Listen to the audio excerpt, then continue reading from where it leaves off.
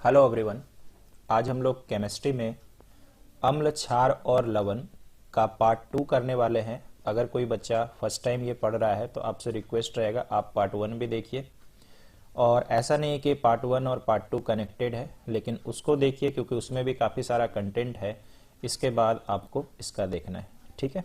तो चलिए शुरू करते हैं। हम लोग वो चीज़ पढ़ेंगे जो हमने पिछले बार कवर नहीं किया था। इसके बाद चलते हैं अगले स्लाइड पे। तो आज सबसे पहले हम लोग शुरू करने वाले हैं दोस्तों सूचक से। सबसे पहले अगर आप देखो तो सूचक को इंग्लिश में क्या कहते हैं? इंडिकेटर्स। ऐसे आपको पता है जो सूचना देने वाला होता है, यही हम लोग के पास हो गया। सूचक होता क्या है आइए बताते हैं। सूचक किसी दिए गए विलयन में अम्ल क्षारक की उपस्थिति को दर्शाते हैं।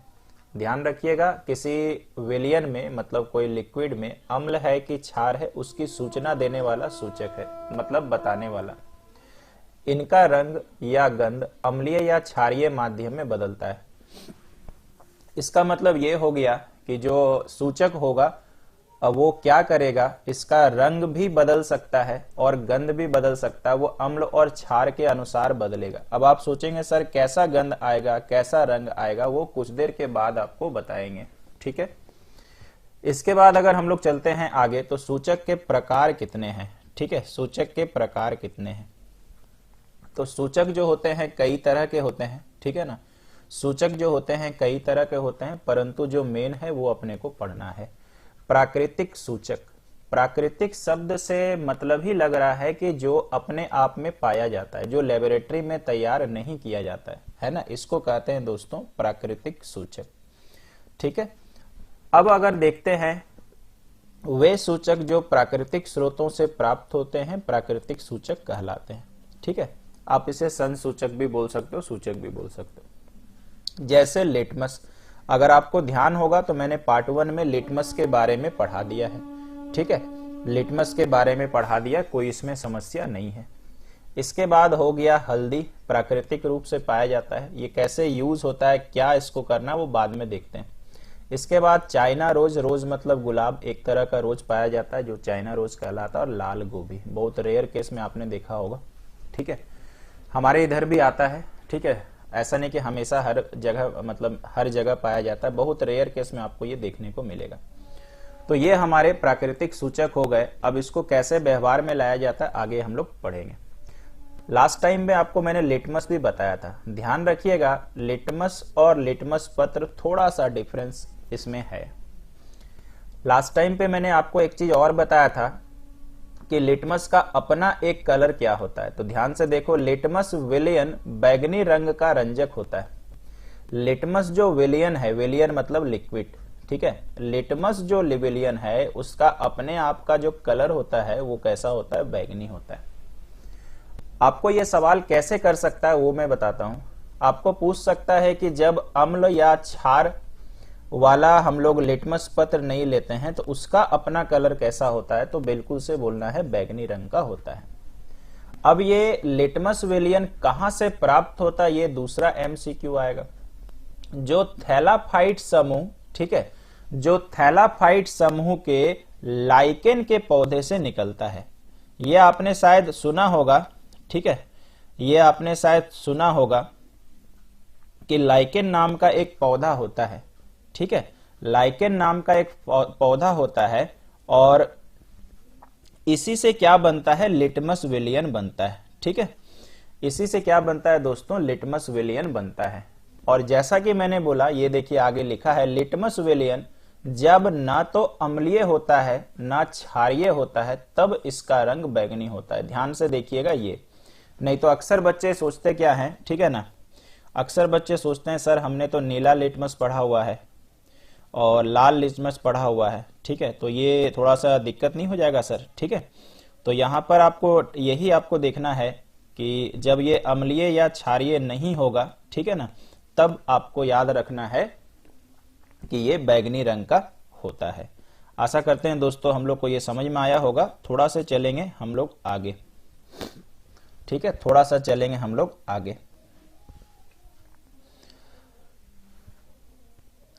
यहां पे मुझे एक चीज अपने को और बताना है। ध्यान रखिएगा, एक चीज आपको हम और बताते हैं,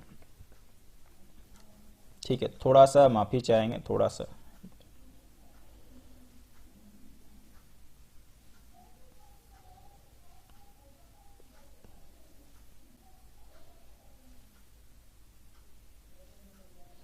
चलिए, एक छोटा सा मैसेज आ गया था जो काफी अर्जेंट था। चलिए, यहां तक हम लोगों ने पढ़ लिया हुआ है। इसके बाद चलते हैं दोस्तों आगे, ठीक है। अगर हम लोग आगे देखते हैं तो नेक्स्ट हम लोग को क्या पढ़ना है दोस्तों, ये हम लोग को पढ़ना है लिटमस पत्र, ठीक है। क्या पढ़ना है? लिटमस पत्र। अब अगर लिटमस पत्र देखिएगा तो ये दो रंगों का होता है, नीला और लाल, जैसा कि हमने लास्ट टाइम पे ऑब्वियसली पढ़ा हुआ है, ठीक है। नीला और लाल ये पढ़ा हुआ है। तो यहां पर ये हो गया कि हमने लास्ट टाइम पे पढ़ा हुआ था, देखिए काफी बार ये शब्द आ गया है। अम्ल का गुण होता है नीले लिटमस पत्र को लाल करना। तो आप समझ सकते हो कि ये लिटमस पत्र का प्रयोग अम्ल के टेस्ट करने के लिए होता है, जबकि क्षार क्या करता है? लाल लिटमस पत्र को नीला कर देता है। तो इसका मतलब लिटमस विलियन बैगनी रंग का होता है और लिटमस पत्र लाल या नीला रंग का होता है। आशा करते हैं ये समझ में आ गया होगा। अब यहां पर आगे अगर हम लोग चलते हैं तो तीसरा हम लोग पढ़ रहे हैं हल्दी। देखिए ये सब प्राकृतिक सूचक है। अब मतलब क्या है, ये सबका काम क्या होगा दोस्तों? तो इसका काम होगा अम्लीयता को बताना या क्षारीयता को बताना, ठीक है। हल्दी भी एक सामान्य प्राकृतिक सूचक है। यह पीले रंग का होता है, इसमें तो कोई दो राय नहीं है, हम लोग सभी जानते हैं और घर पे यूज भी करते हैं। और अगर आप आगे देखना, किसी सफेद कपड़े पर अगर ये धब्बा लग जाता है तो कई बार इसे साबुन से धोते हैं, है ना, और उस दाग के धब्बे को ये क्या कर देता है? भूरा लाल कर देता है। ध्यान रखिएगा, ये भी एक एमसीक्यू है, ठीक है, ये भी एक एमसीक्यू है। तो इसका मतलब ये हो गया कि हल्दी का अगर आप पीएच मान देखिएगा तो देखिएगा 7 से ज्यादा होता है, यानी ये क्षारीय प्रवृत्ति की होती है, ठीक है, ये क्षारीय प्रवृत्ति की होती है। ऐसे तो इसका रेंज भी होता है, तो आप कह सकते हो 7.4 से 9.2, ठीक है ना। तो यहां पर ये जब आपका ब्राउन हो जाता है, ठीक है, तब इसका ये अल्कलाइन प्रॉपर्टी इस तरह से दिखाई देता है, क्षारीय प्रॉपर्टी। तो इसका मतलब ये हो गया, जब आप इसमें साबुन लगाते हैं, और साबुन हम लोग यूज ही करते हैं कि उस दाग धब्बा को हटा दे, लेकिन होता क्या है, थोड़ा सा विपरीत, ये भूरा लाल कलर का कन्वर्ट हो जाता है। जबकि हम लोग बड़े बुजुर्ग के कहे के अनुसार माने तो कभी हमारे शर्ट में पीला चीज लग जाता है तो हमारे बड़े बुजुर्ग कह गए कि आप इसमें नींबू से रगड़ दो तो दाग चला जाएगा, जबकि एक्चुअली साइंटिफिकली ऐसा होता नहीं है। आप पढ़िए, लिखा हुआ है। अम्ल के साथ हल्दी के रंग में कोई परिवर्तन नहीं होता है, मतलब वो जाता ही नहीं है। क्षार के साथ क्या होता है? भूरा लाल हो जाता है। समझ रहे हो ना? इसका मतलब आप अगर देखते हो तो यहां पर अम्ल के साथ में इसके रंग में कोई परिवर्तन नहीं होता, याद रखिएगा। लेकिन कोई भी क्षार ले ले तो ये भूरा लाल हो जाएगा। अब वो क्षार चाहे आपका नमक के रूप में प्रयोग हो, चाहे साबुन के रूप में, चाहे डिटर्जेंट के रूप में, जैसे भी हम लोग प्रयोग कर सकते हैं। तो यहां तक आपको समझ में आ गया होगा कि प्राकृतिक सूचक क्या होता है, प्रयोग किस प्रकार करते हैं, ये हमने देखा।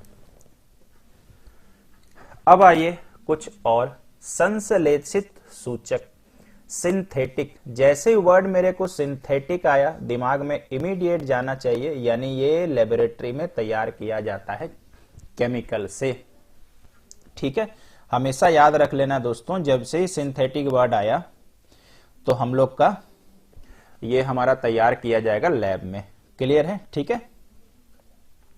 अब इसको देखते हैं क्या इसमें कहा जा रहा है। ये वे सूचक होते हैं जो प्राकृतिक नहीं होते हैं, रासायनिक पदार्थों से बनाए जाते हैं। अगर आप देखिएगा तो एग्जाम्पल में मेथिल ऑरेंज और फेनोप्थेलिन दिया हुआ है, ठीक है। मेथिल ऑरेंज की अगर बात करें तो इसमें कार्बन होता है, हाइड्रोजन होता है, नाइट्रोजन होता है, सोडियम होता है, ऑक्सीजन होता है और यार सल्फर होता है। यानी इतने सारे केमिकल मिलकर के आपको मेथिल ऑरेंज होता है, ठीक है। तो आप समझ सकते हो भाई कि यहां पर काफी सारा मिक्सचर हो गया है। अब अगर इसके बाद अगर हम लोग चलते हैं तो हमारे पास हो गया फेनोप्थिलीन। फेनोप्थिलीन में सर क्या क्या होता है? तो कार्बन होता है दोस्तों, हाइड्रोजन होता है और ऑक्सीजन होता है, अगर आप इसका फॉर्मूला लिखने बोलो तो 20, 14 और 4। आप सोच रहे होंगे सर एक का तो आपने केवल बता के छोड़ दिया, दूसरे का फॉर्मूला बता दिया, ऐसा क्यों? आपको मैं बार बार कहता हूं कि मुझे एक बच्चे जैसा ही सोचना पड़ता है। याद रखिएगा एक बात निश्चिंत है कि इसका फॉर्मूला आपको नहीं आएगा। ये हाँ पूछ सकता कि मिथाइल ऑरेंज में, माफ कीजिएगा मैथिल ऑरेंज में इनमें से कौन सा तत्व नहीं पाया जाता। फेनोप्थलीन का फॉर्मूला देखिए छोटा है, ये पूछने के चांसेस है। क्लियर है ना? अब आगे इसका उपयोग अम्ल एवं क्षारक की जांच के लिए होता है। तो जैसे हम लोग सूचक ही पढ़ रहे हैं तो सूचक का प्रयोग ही होता है अम्ल और क्षार की जांच के लिए। आशा करते हैं समझ में आया। अगला सूचक का नाम है गंधीय सूचक। नाम से ही पता चल रहा गंध वाला कुछ होगा आंसर। ठीक है। ऑल्फैक्टरी इंडिकेटर क्या है, आइए पढ़ते हैं। कुछ ऐसे पदार्थ होते हैं जिनकी गंध अम्लीय या क्षारकीय माध्यम में बदल जाती है। ठीक है, मतलब कुछ ऐसा पदार्थ होता है ना दोस्तों जिसके गंध से ही आप पता कर लें वो अम्ल है कि क्षार है। ऐसे पदार्थों को गंधीय सूचक कहते हैं। जैसे हम लोग पता होगा सबसे बढ़िया एग्जाम्पल प्याज है। प्याज के बाद अगर हम एक और लिखें तो लहसुन है, और आपको दूर से ही आपको सूंघ के पता चल जाता है कि ये प्याज है, ये लहसुन है। रही बात कि अम्ल डालने पर क्या गंध में परिवर्तित होता है और क्षार में, ये अगले स्लाइड में आपको पक्का दिखेगा। लौंग को भी दूर से सूंघ के पहचान जाएंगे और वेनिला को भी पहचान जाएंगे। और सबको पता होना चाहिए कि प्याज में सल्फर पाया जाता है जिसके कारण उसका गंध होता है। और अगर सल्फर ऑप्शन पे ना दिखे तो पोटेशियम देख लेना। चलो भाई यहां तक तो बच्चे को पता चला। इसके बाद सार्वत्रिक सूचक। सार्वत्रिक का वर्ड है यूनिवर्सल। जैसे यूनिवर्सल आया इसका मतलब सब मिला के एक ठो। आइए पढ़ते हैं, वही होगा। सार्वत्रिक सूचक अनेक सूचकों का मिश्रण है। जैसा कि मैंने बताया पिछला जितना पढ़े उनका मिश्रण होगा। क्या मिला रहता है? लिटमस हमने पढ़ा, मेथिल ऑरेंज पढ़ा, फेनोप्थलीन पढ़ा आदि जैसे सूचकों के उपयोग से किसी विलयन के केवल अम्लीय या क्षारीय प्रवृत्ति का पता लगाया जा सकता है, परंतु इस सार्वत्रिक सूचक के प्रयोग से अम्ल या क्षारक की प्रवृत्ति के साथ साथ उनकी प्रबलता की माप की जा सकती है। देखो कितना अच्छा बात है। इसको छोड़ के आपने जितना पढ़ा, इसको छोड़ के उसमें क्या पता चल रहा था कि कोई पदार्थ अम्ल है या क्षार है, या कोई विलयन अम्ल है या क्षार है। और इसमें यह भी पता होता है कि अम्ल या क्षार है, इसके साथ साथ उसकी प्रबलता पता चलती है। और प्रबलता का मतलब क्या होता है? लास्ट टाइम पढ़े थे, हमने पढ़ा था कि क्षार दुर्बल कौन सा है और एक मजबूत क्षार कौन सा है। हमने वर्ड पढ़ा था ऐसे, एक शब्द होता है यार सबल, एक होता है दुर्बल। सबल को बोलते हैं इंग्लिश में स्ट्रॉन्ग और दुर्बल को बोलते हैं भाई वीक। इसका मतलब स्ट्रॉन्ग क्षार भी होता है और वीक क्षार भी होता है। स्ट्रॉन्ग एसिड भी होता है, वीक एसिड भी होता है। एक बार याद करें क्या, हमारा पीएच स्केल था 0 से लेके 14 तक, मैंने बताया था। इसमें जो बीच वाला होता है ये जल होता है, जो उदासीन होता है इसका पीएच मान 7 होता है। तो मैंने लास्ट टाइम में बोला था अगर बायां तरफ जाइए तो आपका अम्लीयता बढ़ेगा और दायां तरफ जाइए तो क्षारीयता बढ़ेगा। इसका मतलब यही बोल रहा है कि कोई अम्ल कितना ज्यादा स्ट्रॉन्ग है ये भी आपका इस सूचक से पता चलता है। और ये बनता कैसे है? बाकी जितने पढ़े उन सबको मिला के यार बनता है। आशा करते हैं दोस्तों अपने को समझ में आया होगा। ठीक है, डिफरेंस आपको पता चल रहा होगा कि किस तरह से हम लोग का है। इसके बाद आगे चले आते हैं और अगला देखते हैं क्या है। ठीक है, एक यहां पर हम ऐड करना चाहते हैं, चूंकि हम जब भी पढ़ाते हैं तो मुझे लगता है कुछ ज्ञान की बात आपको करना है या बताना है तो वो बताएं। ये जो फेनोप्थलीन है ना, ये है क्या, कहां पर प्रयोग किया जाता है? ये जो होता है ना, ये एंटीबैक्टीरियल दवा के रूप में प्रयोग होता है, एंटीबैक्टीरियल दवा। और ये अलग अलग कंपनी इसको अलग अलग नाम से प्रेजेंट किया जाता है। ठीक है, तो ये अलग अलग होता है। जैसे अगर इसी को देखिएगा तो कभी कभी ये निप्ट्रॉन कहलाता है, ठीक है, अलग अलग नाम से, लेकिन कॉम्पोजिशन जो होता है ना वो यही रहता है। इस दवाई का साइड इफेक्ट क्या है? साइड इफेक्ट समझते हैं ना, चीज को ठीक करेगा लेकिन साइड में जाके नुकसान पहुंचा देगा, ठीक है भाई। तो यहां पर अगर साइड बोले तो ये दवा के अधिक सेवन से या फेनोप्थली के अधिक सेवन से कैंसर होने का खतरा होता है, और इसी के कारण विदेशों में ये दवा बैंड है। हमारा इंडिया क्या करता है, जो विदेशों में बैन है इंडिया में धड़ल्ले के साथ चलता है, ठीक है, एकदम धड़ल्ले के साथ चलता है। जैसे अगर हम लोग कहें तो नाइस जो दवाई है विदेश में बैन है, इंडिया में धड़ल्ले के साथ चल रहा है, ठीक है। इसके बाद अगर हम लोग चलते हैं, थोड़ा सा ज्ञान का बात हम हमेशा करते हैं, निमुसुलाइड, ये देखिए कभी कभी हम भी खुद के लिए प्रयोग कर लेते हैं जब सर दर्द बहुत ज्यादा मेरा होता है। ये दवा एक ऐसा दवा है जो विदेशों में बैंड है। पैरासीटामोल के साथ ये कॉम्पोजिशन बहुत जबरदस्त काम करता है पेन किलर के रूप में, लेकिन अगर आप हमेशा लेते रहिएगा आपका लीवर डैमेज होने के चांसेस हो जाएंगे। तो ये सब ज्ञान रखिए साइड में, क्योंकि आप एक छात्र हैं और आप अपने परिवार को भविष्य में खुद बचाने वाले बनने वाले हैं। तो पढ़ाई भी करिए, साथ साथ एक्स्ट्रा ज्ञान इसलिए रखो क्योंकि आपको ये जरूरी पड़ सकता है, ठीक है। आइए चलते हैं आगे। अब ये जो बात हम कर रहे थे, देखिए इसमें सूचक है रंग और गंध में परिवर्तन, या ब्रैकेट में देखो क्या लिखा है, अम्ल के साथ, यानी अम्ल के साथ क्या करता है, रंग में भी परिवर्तन हो सकता है, गंध, दोनों एक साथ हमने लिखा है। और इस वाले में क्षार के साथ क्या, 3 कैटेगरी में डिवाइड है, पहले प्राकृतिक, इसके बाद कृत्रिम, इसके बाद गंधीय। आइए प्राकृतिक में याद है लिटमस पढ़े थे, और ये हमने ऑलरेडी पढ़ा है कि नीले लिटमस पत्र को लाल करता है और क्षार क्या करता है मेरे भाई, लाल को नीला करता है, ये हमने पढ़ा हुआ है। अब ये लाल पत्ता गोभी वाला ध्यान से सुनना, लाल पत्ता गोभी के रस में अगर अम्ल डालेंगे, लाल पत्ता गोभी के रस में अगर अम्ल डालेंगे, या लाल पत्ता गोभी अगर अम्ल में डालेंगे, ऐसा भी बोल सकते हो, तो किसमें कन्वर्ट हो जाएगा, ये लाल रंग में कन्वर्ट हो जाएगा। जबकि अगर इसको क्षार के साथ मिक्स करेंगे तो किसमें कन्वर्ट हो जाएगा भाई, हरा में कन्वर्ट होगा।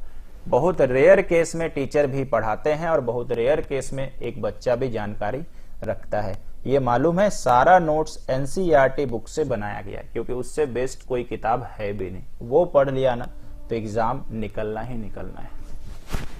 हल्दी के बारे में आपसे बात हुआ था, हल्दी के बारे में आपसे बात हुआ था कि अम्ल डालने से कलर में कुछ भी चेंज नहीं होगा, जबकि जब क्षार के साथ होगा यानी साबुन के साथ मिला दो, हल्दी कैसा हो जाएगा, हल्दी का जो रंग होता है, रंग की बात कर रहे हैं, देखिए लाल पत्ता गोभी जो है यानी पत्ता लाल होगा, ठीक है ना, और उसको अम्ल डालोगे तो और गहरा लाल हो जाएगा, और क्षार डालोगे तो यह हरा में बदल जाएगा। यहाँ पे देखिए भूरा हो जाएगा, भूरा लाल, ऐसा होना चाहिए, ठीक है।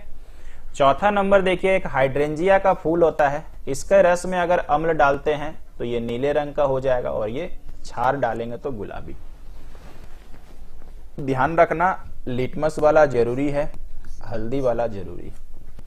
कृत्रिम पे आते हैं, फेनोप्थलीन। फेनोप्थलीन में अगर अम्ल हम लोग मिलाएंगे तो ये रंगहीन हो जाएगा, ठीक है, रंगहीन होगा, मतलब इसका कलर ही चला जाएगा, ठीक है ना।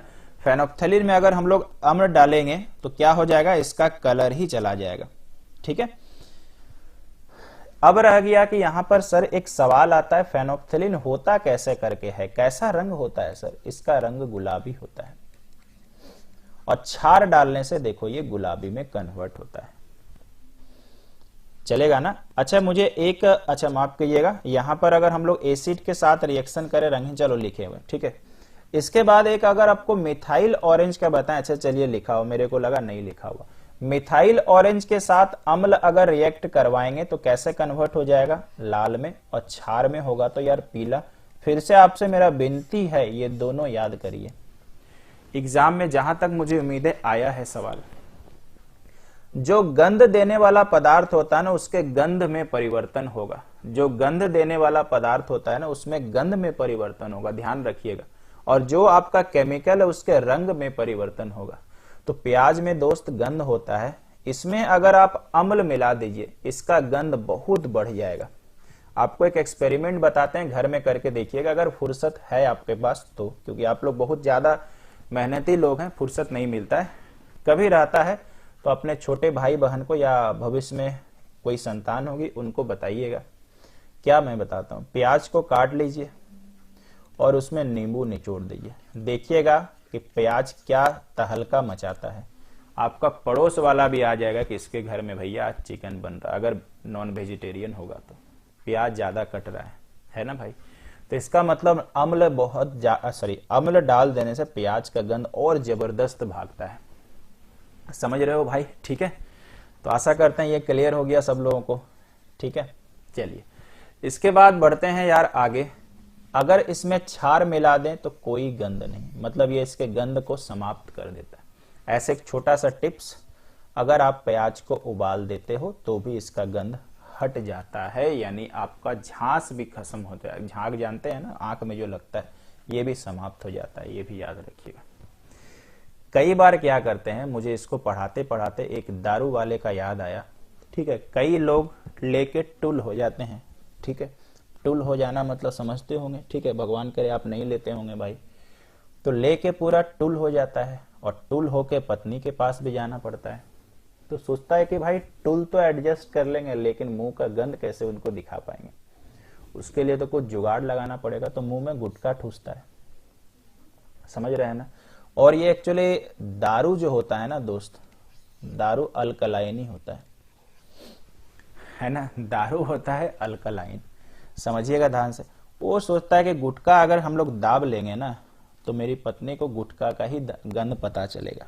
ठीक है ना, गुटखा का ही माफिएगा गंध उसको मिलेगा। वो बेचारे को तो साइंस वाइंस आता नहीं है। ठीक है, तो अब वो सोचता है गुटखा, तो जैसे वो जाता है ना, जितना नहीं भी महकना चाहिए ये जबरदस्त महकता है कि उसकी पत्नी क्या, उसकी सासू माँ को भी गंध का पता चल जाता है कि भैया दामाद आज लेके आए हैं और टुल हैं पूरा। तो मतलब कहानी का ये तात्पर्य है कि दारू में भी अम्ल मिला दो तो जबरदस्त गंध बढ़ता है, और वही गुटखा वाला है। अगर आप प्याज, आप सोचेंगे सर दारू में कैसे चलेगा, तो प्याज जो होता है ना वो भी एक अम्लीय प्रजाति का प्राणी है। इसका पीएच मान 5.3 से 5.8 होता है, और अम्ल में अगर अम्ल ज्यादा डाल दो तो बच्चा पूरा तेज होकर अम्ल बना देगा। समझ में आया ना, यही चीज आपको बता रहे थे। कोई कोई यार और ट्राई करता है टुल होने के बाद। ठीक है, वो सोचता है कि चल गुटखा तो यार हम खाते नहीं हैं, क्या करेंगे, तो सौंफ मुंह में ठूसो, उससे भी काम नहीं होगा, जैसे ठूसिएगा ज्यादा गंध हो जाएगा। तो भाई अगर कोई आपका पड़ोस वाला ऐसा करता है तो उसको कोई दूसरा सलाह देना गंध हटाने का। ठीक है भाई, चलिए अब बढ़ते हैं आगे। इसके बाद हम लोग आ जाते हैं वेनिला में। वेनिला फ्लेवर आप जानते ही हैं। अगर इसमें अम्ल डालें तो समान गंध जो वेनिला, कैसे टेस्ट करेंगे सर, कुछ नहीं करिए, आइसक्रीम मिलता है ना वेनिला पार्टी में मिलता है, कभी कभी जलजीरा भी मिल जाता है। अगर आप फ्री में टेस्ट करना चाहते हैं वैसा पार्टी अटेंड करें, उसमें जलजीरा डाल दें, देखिएगा आइसक्रीम के टेस्ट में कोई परिवर्तन नहीं आएगा। जलजीरा में नींबू भी होता है इसलिए बताया गया। और छार के साथ कोई गंध नहीं, गंध समाप्त। लौंग का तेल समान गंध, कोई गंध नहीं। तो यहाँ पे दोस्तों इंपॉर्टेंट क्या हुआ, प्याज, मिथाइल ऑरेंज, हल्दी, ये 5 कृपया ना छोड़ें और इसको चाट लें, यानी दिमाग में पूरा फिटिंग कर लें स्क्रू टाइट करके। चलिए यहां तक तो लोगों को समझा पाए। अब हम लोग चलेंगे थोड़ा आगे। अब एक एक करके आते हैं अम्ल और क्षार के रासायनिक गुण, मतलब रिएक्टिविटी कैसे होता है, किसके साथ कैसे रिएक्शन करता है।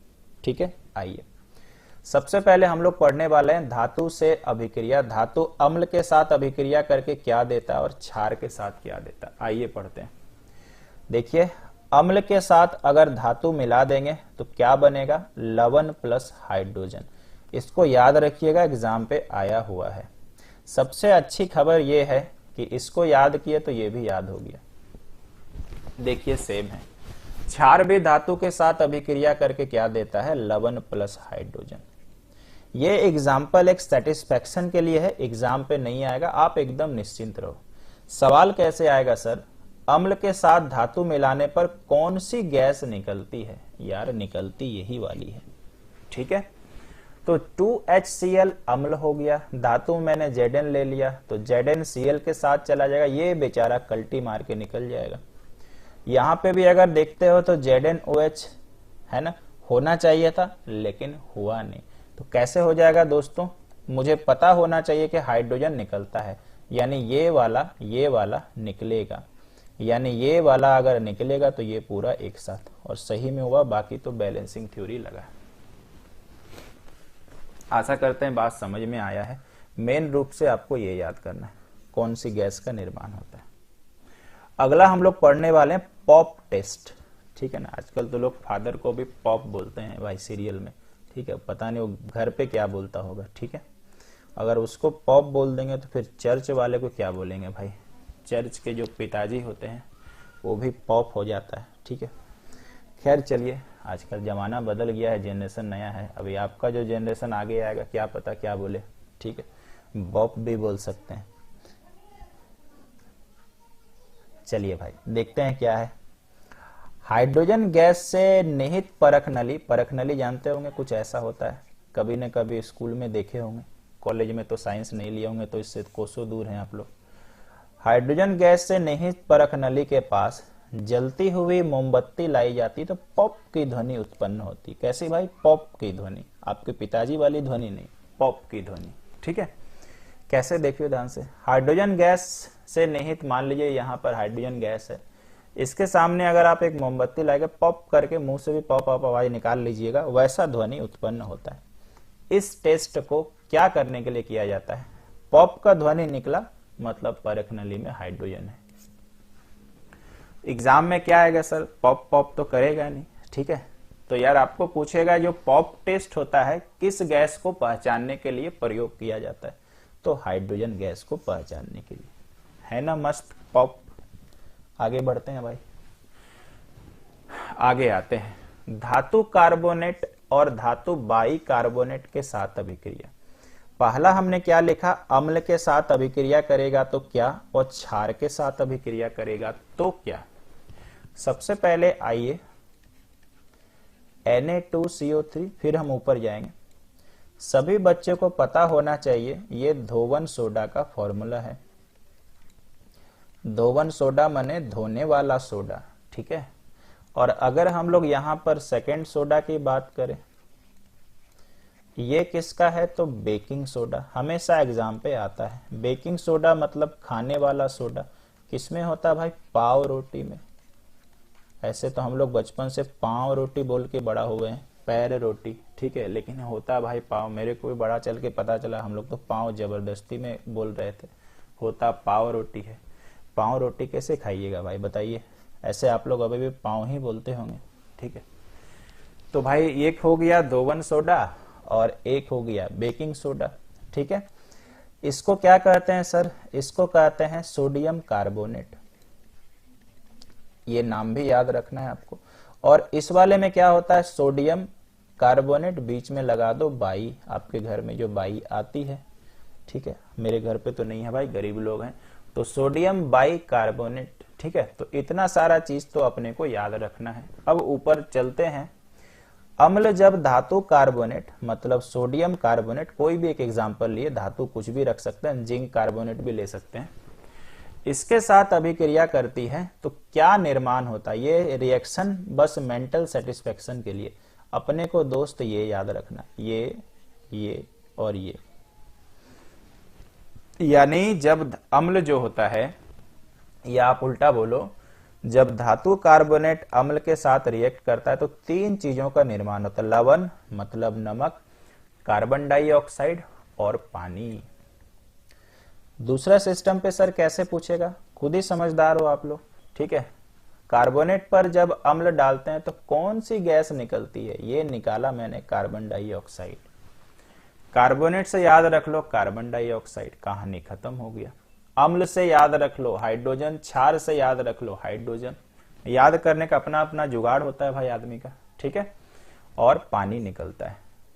अगर ये याद हो गया तो बाइकार्बोनेट, क्योंकि इसी का बड़ा भाई बाइकार्बोनेट है। तो यार जब छोटा भाई इतना चालाक है, बड़ा भाई तो ऑब्वियस है, तो वो भी कार्बन डाइऑक्साइड निकालेगा। बातों बातों मजाक मजाक में ऐसे ही याद करते हैं हम लोग।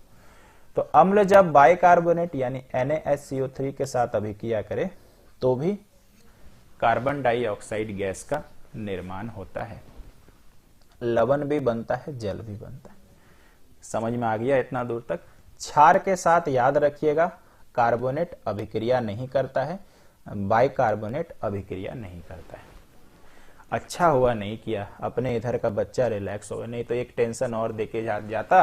अभिक्रिया अगर वो कर लेता तो आप टेंशन ले लेते भाई। ठीक है, ऊपर वाला ने अच्छा किया कि अभिक्रिया नहीं कराया। आगे चलते हैं भाई। चूने के पानी का टेस्ट आइए करते हैं। उत्पादित, यहां दित होगा कार्बन डाइऑक्साइड को, ये ज्यादा उत्पादित आप हो गए ना तो इसको काट दीजिएगा, ज्यादा मत करिएगा टेंशन। कार्बन डाइऑक्साइड को चूने के पानी से प्रवाहित करने पे पानी दूधिया हो जाता है। ये एग्जाम पे डायरेक्ट पूछा जा चुका है कि कार्बन डाइऑक्साइड के ऊपर चूने का पानी प्रवाहित करें तो कैसा रंग का हो जाएगा? दूधिया हो जाएगा, मैंने दूध के रंग का। समीकरण आपके आंखों के सामने है। ये CaOH2 यानी ये चूने के पानी का फॉर्मूला है। ये आपका हो गया दोस्त कार्बन डाइऑक्साइड, जैसे ये अभिक्रिया करेगा तो कैल्शियम कार्बोनेट बनेगा और यही हो गया दूधिया, ये वाला। एक चीज हमेशा याद रखना, चूने के पानी का अगर फॉर्मूला पूछेगा तो CaOH2, इसको क्या पढ़ेंगे? Calcium hydroxide. आप पढ़ लीजिएगा, हम नहीं लिख रहे हैं, ठीक है ना। और अगर आपको कली चूना का फॉर्मूला पूछे तो आपको बोलना है CaO, याद रखिएगा। और अगर आपको मन करे तो जरूर लिख लीजिएगा। कैल्शियम ऑक्साइड, हाइड्रोक्साइड मतलब चूने का पानी, कली चूना मतलब कैल्शियम ऑक्साइड। क्लियर है ना? आगे ये अंतिम वाला पॉइंट उतना ज्यादा इंपॉर्टेंट नहीं है, फिर भी पढ़ लेते हैं।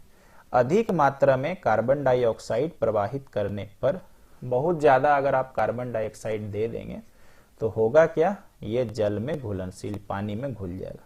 तो ये उतना ज्यादा असरदार पॉइंट नहीं है, ऊपर वाला याद रखिएगा। आगे चलते हैं, ठीक है। यहां पर एक बच्चा सोच रहा होगा सर हम लोग तब से नजर डाल रहे हैं, आप तो छोड़े जा रहे हो, कहीं पे AQ लिखा है, कहीं पे G लिखा है, कहीं पे S लिखा है। माजरा क्या है सर? AQ मतलब यार एक्वस, एक्वस मतलब पानी पानी जैसा होना, ठीक है ना। G मतलब गैस, और इसी तरह से S मतलब सॉलिड, और H2O तो आप जानते हो पानी। तो टेंशन ज्यादा मत ले लीजिएगा। इसके बाद चलते हैं आगे। अम्ल एवं क्षारक की परस्पर अभिक्रिया, ये हमने पढ़ लिया है। अम्ल और क्षार जब आपस में मिलते हैं तो लवण और पानी का निर्माण होता है। एग्जाम्पल मैंने दे दिया है, पिछला क्लास देख लीजिएगा। उदासीनीकरण अभिक्रिया हम लोग पढ़ चुके हैं। अम्ल जब क्षार के साथ अभिक्रिया करता है तो लवण और पानी का निर्माण होता है, इसी को उदासीनीकरण अभिक्रिया कहते हैं। दूसरे शब्दों में यहाँ पे लिखा है, जब अम्ल और क्षार आपस में अभिक्रिया करते हैं तो अम्ल का प्रभाव समाप्त हो जाता है।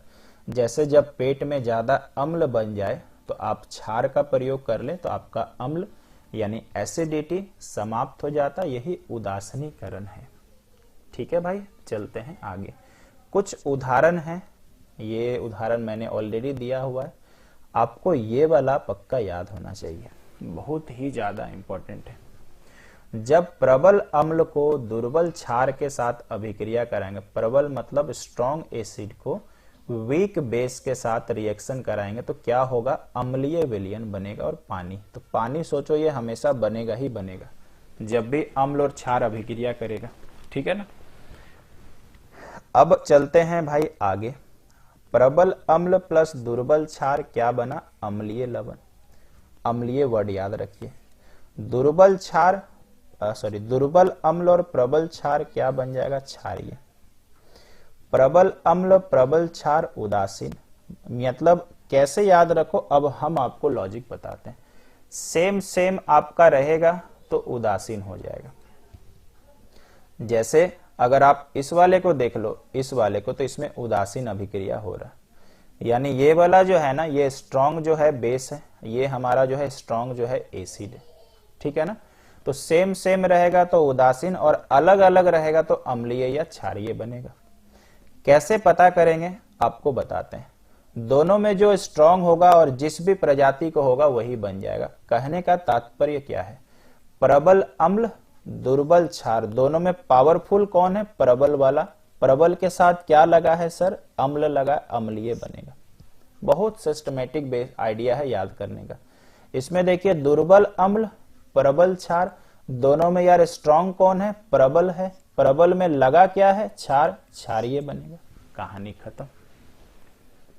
कितना अच्छा तरीका है देखिए, नहीं तो आप रट्टा मारते और भूल जाते हैं। रटने का भी हर जगह जुगाड़ होता है, टीचर और स्टूडेंट को सीखना पड़ता है, ठीक है भाई। अम्ल के साथ धात्विक ऑक्साइड की प्रक्रिया, धात्विक ऑक्साइड अम्ल के साथ अभिक्रिया करके भी लवण और पानी बनाते हैं, ये जीता जागता सबूत है। ये सवाल एग्जाम पे पॉसिबिलिटी है। कॉपर क्लोराइड के बनने से विलयन का नीला रंग हो जाता है, ठीक है, ये मतलब नीला रंग का होता है। बाकी इसके साथ और कुछ आपको नहीं देखना।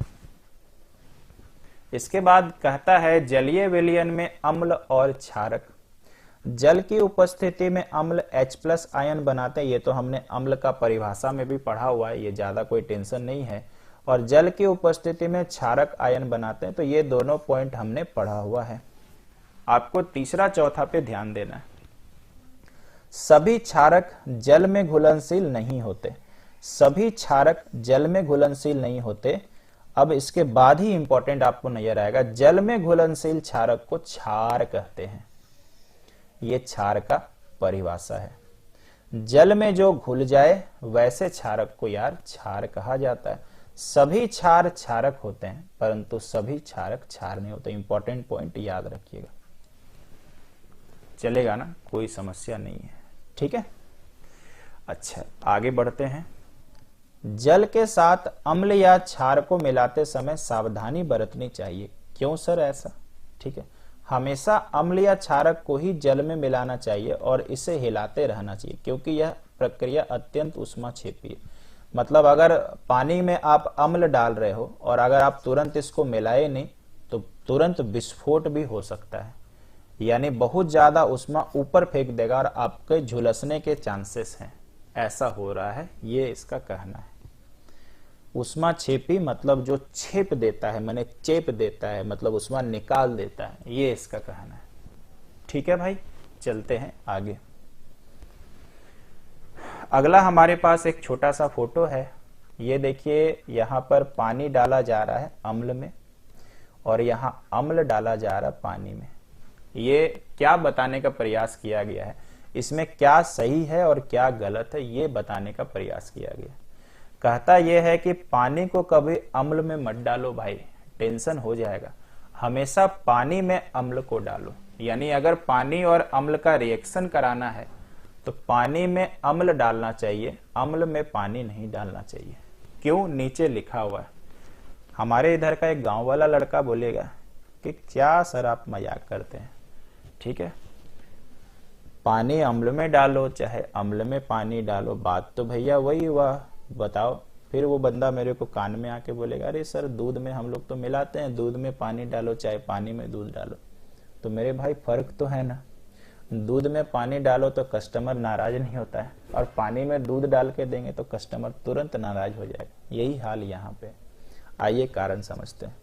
सांद्र जल में अम्ल में जल मिलाने पर उत्पन्न हुई ऊष्मा के कारण मिश्रण आस्फलित होकर बाहर आ सकता है। आस्फलित मतलब ऐसा बुलबुला ऐसा ऊपर उठेगा ना, ऐसे ऐसे करके ऐसा ऊपर आ जाएगा कि आप टेंशन लेके छोड़ दीजिएगा, ऐसा है, और आप जल सकते हैं। समझ में आया ना, क्लियर है भाई, ठीक है। साथ ही अत्यधिक स्थानीय ताप के कारण कांच का बर्तन टूट भी सकता है। हमेशा याद रखिएगा कि एक्सपेरिमेंट कांच के बर्तन में ही करना चाहिए, ठीक है। जल को अम्ल में डालने पर क्या होगा, देखिए लिखा हुआ, मिश्रण आस्फलित होकर बाहर आ सकता है। देखिए यहाँ पे जो किया, ये स्थानीय ताप के कारण कांच का पात्र, मतलब अम्ल में अगर आप जल डालते हैं, चूंकि धीरे धीरे जल डाला जाता है, तो क्या होगा, तुरंत ये ऊपर की, जैसे होता है ना कि चाय जब खोलता है तुरंत ऊपर की फेन आपका गैस बंद करते करते गिर जाता है, यहीं पर सोचो ऐसा ही होगा, और इतना टेम्परेचर बढ़ जाता है कि ये जो आपका कांच वाला बर्तन है ये फट भी सकता है। यानी बहुत सावधानी से ये एक्सपेरिमेंट व्यक्ति करते हैं। ठीक है यार, आगे बढ़े। अगला हमारे पास है पीएच स्केल। किसी विलयन में उपस्थित हाइड्रोजन आयन की सांद्रता के लिए स्केल विकसित किया गया जिसको पीएच स्केल कहते हैं। मैंने जैसा कि बताया, आज भी बताया, पीएच स्केल का मान 0 से 14 तक होता है। पीएच में पी को क्या कहते हैं भाई? पुंसास। आप नया पढ़ रहे हो, मैं भी बच्चा जानता होगा। और पुंसास एक जर्मन शब्द है और इसका अर्थ होता है शक्ति यानी पावर, और ये तो हमने पढ़ा ही हुआ है।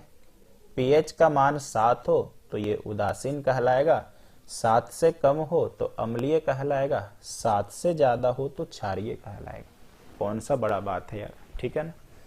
यह स्केल 0 से 14 तक पीएच ज्ञात करने के लिए उपयोग किया जाता है।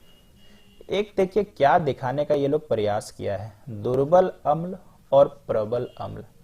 मुझे बताइए, जैसे जैसे हम बायां तरफ बढ़ रहे हैं, जैसे जैसे, अब माफ करिएगा, जैसे जैसे हम बायां तरफ बढ़ रहे हैं वैसे वैसे क्या हो रहा है, ये हमारा दुर्बल होते जा रहा है।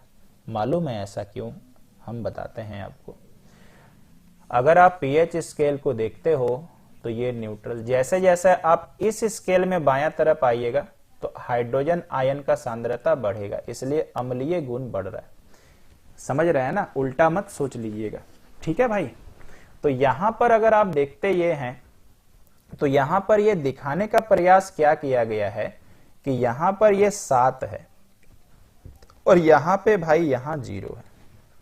तो जैसे जैसे मान के चलिए ये 0 है, ठीक है, आप इसको 0 एज्यूम करिएगा। अब आप मुझे बताइए, जैसे जैसे आप अपने दाहिने हाथ की तरफ करेंगे स्ट्रांग होगा कि नहीं? क्योंकि 6 आएगा, 5 आएगा, 4, यानी जितना 7 के पीछे जाएगा स्ट्रांग होगा, जितना 7 के नजदीक आएगा। यही दिखाने का प्रयास है। यही क्षार के केस में देखो दिखाया है। जैसे जैसे आप इधर जाओगे क्षार प्रबल होगा, स्ट्रांग बनेगा इधर। यानी यहां पर कैसे याद रखना है दोस्तों? तो सोचिए, यहां पे 14 है, यहां पर 7 है। सही कह रहे हैं क्या? ठीक है, देखो सोच के देखो, यहां पे मैंने वापस से ऐसा कर दिया तब सही होगा। इधर जाइएगा तो बताइए क्षार का गुण बढ़ेगा ना, जितना दूर जाइएगा 8, 9, 10, 11 तब क्षारीय बढ़ेगा और इधर कम होगा। यहां पर हमने छोटा मोटा कुछ एग्जाम्पल लिया है। दुर्बल क्षार का एक एग्जाम्पल CH3COOH, इससे आप पिछले क्लास में परिचित हैं। ये एसिटिक एसिड का फॉर्मूला है जो विनेगर में पाया जाता है। इसके बाद H2CO3 कार्बोनिक एसिड का फॉर्मूला हो गया, ठीक है, जो ठंडे पेय पदार्थों में पाया जाता है। क्लियर है भाई। प्रबल अम्ल HCl है, हमारे पेट में भी पाया जाता है और लेबोरेटरी में मैंने बता के रखा है। पेट वाले का पीएच मान 1, लेबोरेटरी वाले का 3.01। ये H2SO4, इससे हम लोग परिचित हैं, HNO3। आपको मैंने सारा चीज पढ़ा के रखा है कि एक्वारेजिया HNO3 HCl के 3:1 के रेशियो को मिला के बनाया जाता है। दुर्बल क्षार का एक उदाहरण अमोनियम हाइड्रोक्साइड, और प्रबल क्षार तो मैंने पिछले क्लास में बताया है। तो ये स्लाइड आप समझ गए क्या प्रारूप को दिखाने के लिए था। ये जैसा कि मैंने आपको बताया, ये 7 देखो उदासीन है, लेफ्ट साइड में जाएंगे तो अम्लीयता बढ़ेगा, 7 से दायां तरफ जाएंगे क्षारीयता बढ़ेगा। अगर इसको एग्जाम में ऐसे पूछे तो लेफ्ट साइड जाएंगे तो हाइड्रोजन आयन के सांद्रण में वृद्धि होगी, यानी हाइड्रोजन आयन ही तो अम्ल बताता है। जितना ज्यादा हाइड्रोजन आयन होगा उतना ज्यादा अम्लीय गुण होगा। दाहिने तरफ जा रहे हो तो क्षारीय प्रवृत्ति बढ़ रही, इसका मतलब H+ हमारा कम रहा। कौन बढ़ेगा मेरे भाई? OH- ज्यादा होगा। इधर में क्या हो जाएगा? OH- कम हो जाएगा। ठीक है ना, एडजस्टमेंट हो गया। चलते हैं आगे। इसके बाद हमारे पास कुछ इस तरह से है, और आइए इसको भी हम लोग देखते हैं कि इसमें क्या कहानी बताने का प्रयास किया जा रहा है। ठीक है, अगर आप फर्स्ट वाले को देखते हो तो फर्स्ट में देखो क्या लिखा हुआ है। पौधे एवं पशु पीएच के प्रति संवेदनशील होते हैं। देखो, हमारा शरीर 7 से 8 पीएच के बीच काम करता है। हमारा जो शरीर होता है ना 7 से, मालूम है क्यों? क्योंकि हमारा शरीर में जो हमारा एनर्जी प्रोवाइड करने वाला रक्त है उसका पीएच मान 7.44 होता है, जो कि एक क्षारीय का है। ठीक है।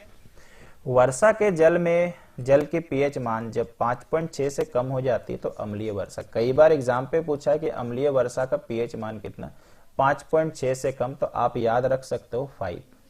कई बार और कम जाता है, डिपेंड करता है कि वो क्या है ना। मिट्टी का पीएच, सबसे पहले अगर आप देखते हो तो मिट्टी का पीएच मान वेरी होता है, रेंज ऐसे जाता है। सबसे लोअर 3.5 होता है, सबसे हायर भैया 10 होता है। चलेगा ना। अगर बहुत ज्यादा बारिश हो गया तो पीएच वेरी कर जाता है 5 से लेके 7 तक। देखते जाइएगा, मिट्टी के केस में बता रहे हैं। ठीक है भाई, क्लियर हो गया। कई बार अगर हम लोग का ये नॉर्मल मिट्टी होता है तो ये ऐसा करके रेंज भागता है। अभी तक तो पर्टिकुलर ने नहीं पूछा, लेकिन फिर भी मैंने आपको बताया। देखो आगे क्या लिखता है। अच्छी उपज के लिए पौधों की एक विशिष्ट पीएच परास की आवश्यकता होती है। यदि किसी स्थान की मिट्टी का पीएच कम या अधिक हो तो किसान उसमें आवश्यकता अनुसार अम्लीय या क्षारीय पदार्थ मिलाते हैं। तो यार इसका भी पढ़ाई होता है। देखिएगा कहीं पर अगर कुछ लगाना है ना, तो देखिएगा वहां पर एक रिसर्च करने वाला आदमी आता है और मिट्टी लेकर बता देगा कि इसमें क्या चीज जरूरी है। ठीक है ना। और एक खाद का नाम ही आता है एनपीटी नाम से। ठीक है, इस तरह से आपका खाद का नाम भी है। ठीक है, खैर चलिए उस सेक्टर में हम लोग नहीं जाएंगे। तो यानी मिट्टी उपजाऊ होने के लिए उसका पीएच टेस्ट करना होता है। अगर उसमें अम्ल ज्यादा है तो उसको न्यूट्रलाइज किया जाएगा, मतलब उसमें क्षार डाला जाएगा। क्षार ज्यादा है तो मतलब जितना होना चाहिए अकॉर्डिंग टू दैट। ठीक है। पाचन तंत्र का पीएच, मतलब पूछना चाह रहा है कि पेट, और पेट में HCl होता है, जो मैंने बताया हुआ 1। हमारा उदर हाइड्रोक्लोरिक अम्ल उत्पन्न करता है जो भोजन के पाचन में सहायक होता है। अपच की स्थिति में उदर अधिक मात्रा में अम्ल उत्पन्न करता है। जैसे आपको अपच हो गया तो अम्ल ज्यादा बनने लगेगा, लास्ट टाइम यार हम चर्चा कर चुके हैं। और ज्यादा बनने लगेगा तो पेट में दर्द होगा और जलन। याद रखिएगा, फिर से बताते हैं, जब पेट में दर्द हो और जलन ज्यादा हो, इसका मतलब आपके पेट में अम्ल ज्यादा बन रहा है ना। और अगर आपको गैस हो रहा है, खट्टा ढकार आ रहा है, इसका मतलब अम्ल कम बन रहा।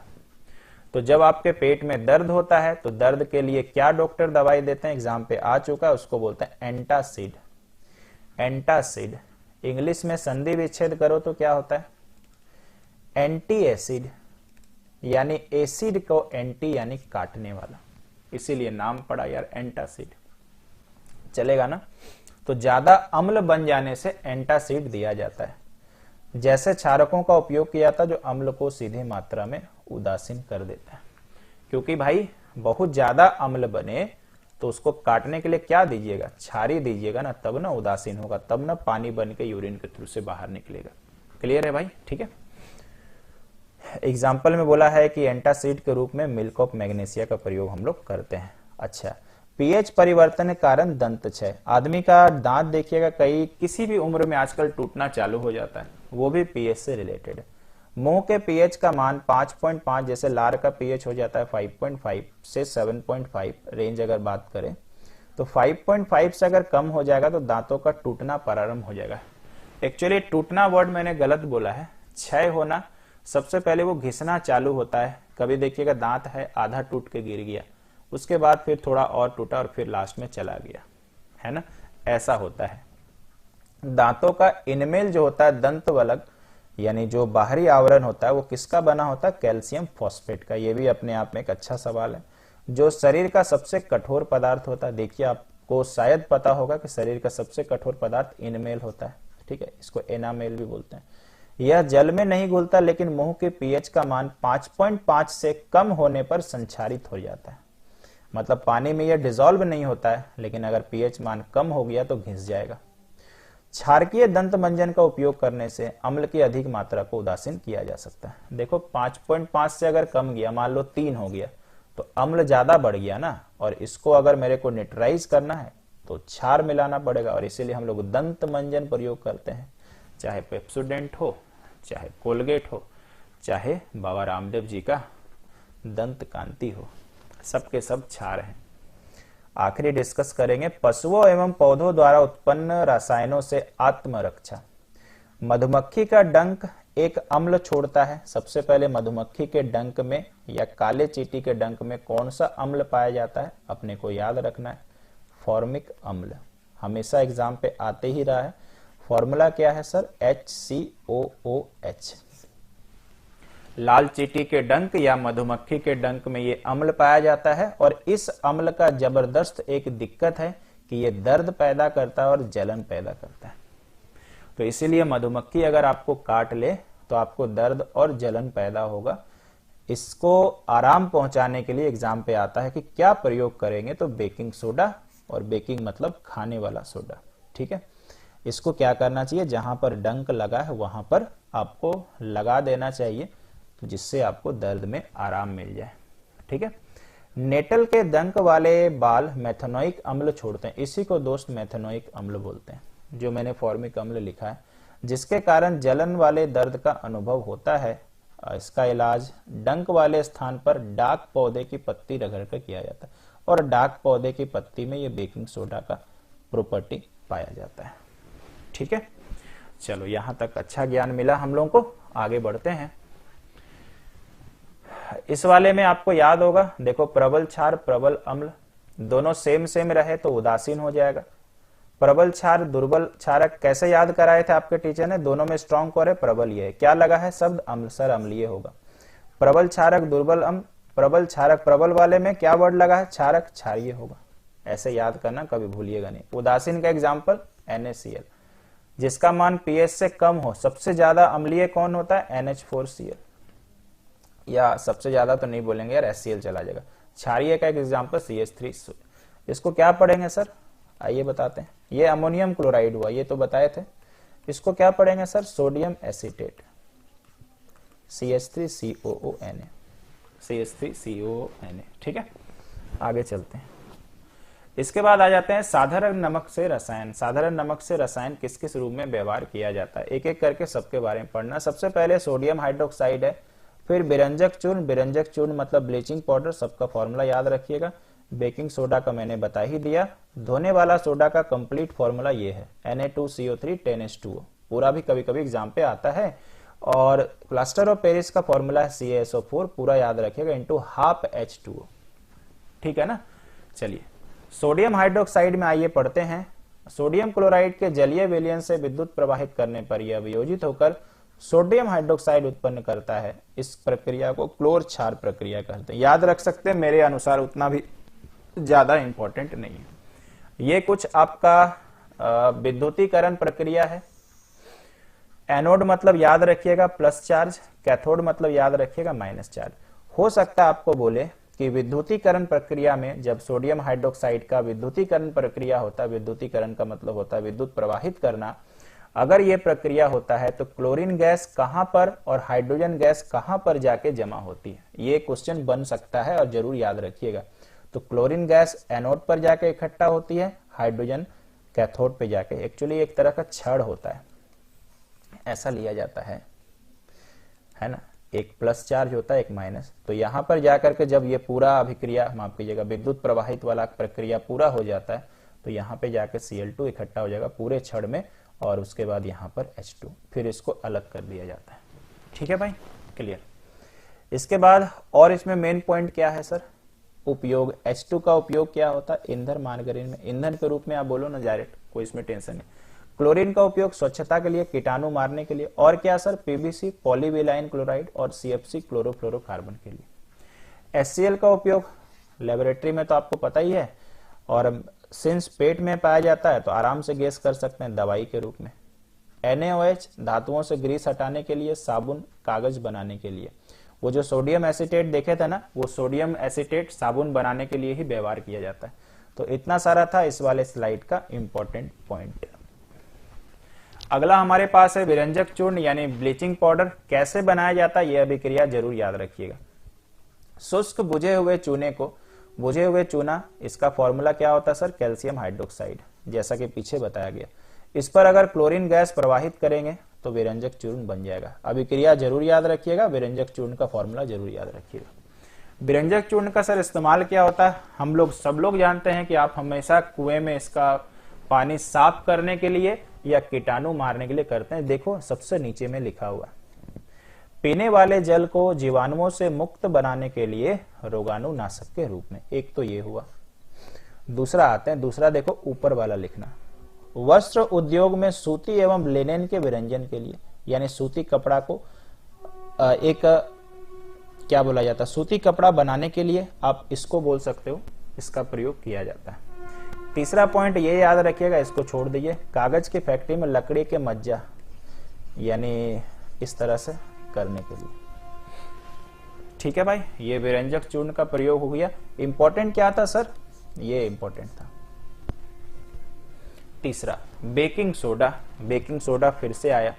अभी तक मुझे नहीं लगता है और कि ये समीकरण किसी भी मायने में एंट्रांस एग्जाम के लिए जरूरी है। अगर स्कूल में होता तो हम बोल सकते हैं हाँ ये याद करके जाना, ठीक है, तो ये आप समीकरण छोड़ सकते हो। बेकिंग सोडा से आपको ये लाइन इंपॉर्टेंट है, यह एक दुर्बल असंक्षारक क्षारक है। तो आपको आ सकता है कि इनमें से बेकिंग सोडा क्या है, तो याद रखिएगा दुर्बल क्षारक है। खाना पकाते समय गर्म करने पर निम्नलिखित अभिक्रिया होती है। ये भैया पूछ सकता है कि बेकिंग सोडा को गर्म करो तो कौन सी गैस का निर्माण होता है, तो ये गैस वर्क है, CO3 से CO2 बन रहा है। और क्या होता है, ये सोडियम कार्बोनेट में कन्वर्ट होता है। बेकिंग सोडा का इस्तेमाल क्या होता है, एक बात आप बचपन से पढ़ रहे हो, सेकंड वाला, इस अभिक्रिया से उत्पन्न CO2 के कारण पाव, रोटी या केक में खमीर उठ जाता है और इसे मुलायम स्पंजी, मतलब जैसे ही आप बेकिंग सोडा पाव में मिलाते हैं ये पुलपुल हो जाता है। पुलपुल हमारी बिहारी भाषा में है, जिसको कहते हैं मुलायम हो जाना, और ये स्पंजी हो जाता है, मतलब ऐसे करके दबा के छोड़िए तो स्पंज जैसा लगेगा। बेकिंग पाउडर बनाने में बेकिंग सोडा प्लस टार्टरिक अम्ल को मिलाने से बेकिंग पाउडर बनता है। याद रखिएगा, आपको नहीं पता होगा। यह एंटासिड का एक संगठक है, यानी एंटासिड याद आया, पेट दर्द हो जाएगा, अम्ल ज्यादा बनेगा तो एंटासिड प्रयोग करेंगे, उसको दवाई को बनाने में बेकिंग सोडा का इस्तेमाल किया जाता है।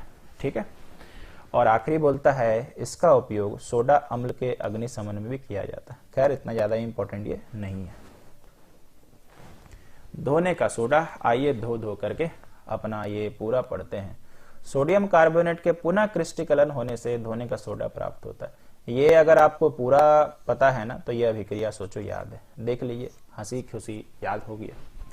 मुझे तो यार इसका पूरा नाम याद था, Na2CO3 × 10H2O, चूंकि रोज पढ़ाते हैं, एज ए स्टूडेंट पढ़ते भी हैं तो अपने को ये याद है।